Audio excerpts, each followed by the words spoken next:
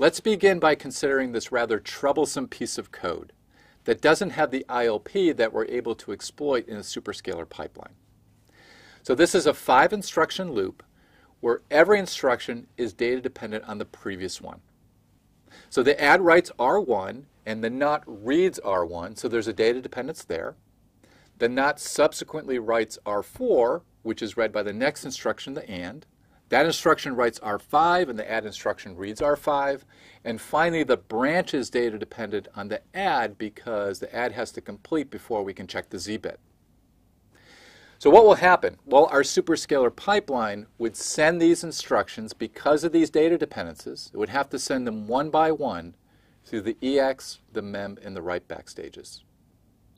Now, if we iterated 1,000 times through this loop, then we'd have 1,000 times we would have a single ALU in use rather than two, only one of our 2 memory ports possibly in use, and only one of our register file ports would be in use. The others would sit idle.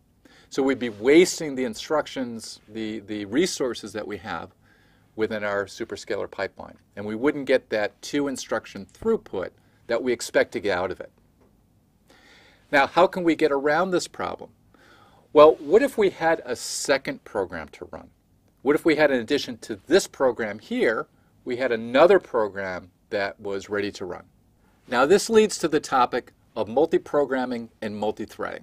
Multiprogramming is the sharing of the computer hardware resources among multiple active programs. So let's assume that you just took a big video and you're using a text message in order to transfer it to a friend. So while that text message is active, that messaging program is active and transferring, maybe you switch to your web browser and look something up. So both of those programs are active in your computer at the same time. Now these programs may be time multiplexed, in which they take turns using the processor. So the operating system may give a chunk of time to your texting program and then switch to your browsing program and give it a chunk of time and then go back to the texting program. Now you as a user may not witness or see any change here. You may think you're just using your browsing program, but in reality the hardware resources are being time multiplexed between these 2 programs by the operating system. Or they can use the hardware at the same time. Now, one way to do this is to implement multiple cores. And you can think of this as multiple superscalar pipelines on one chip. And your smartphone can do this, and we'll see this later on in the course. Now, another way to do this is to use the same core at the same time. Now, we can do this for multiple simultaneously running programs, such as our text messaging program in our browser. Or we can do this using multiple threads of the same program. Now your browser may be multi-threaded. So for instance, if you open up multiple tabs, then each one of those may have a thread associated with it.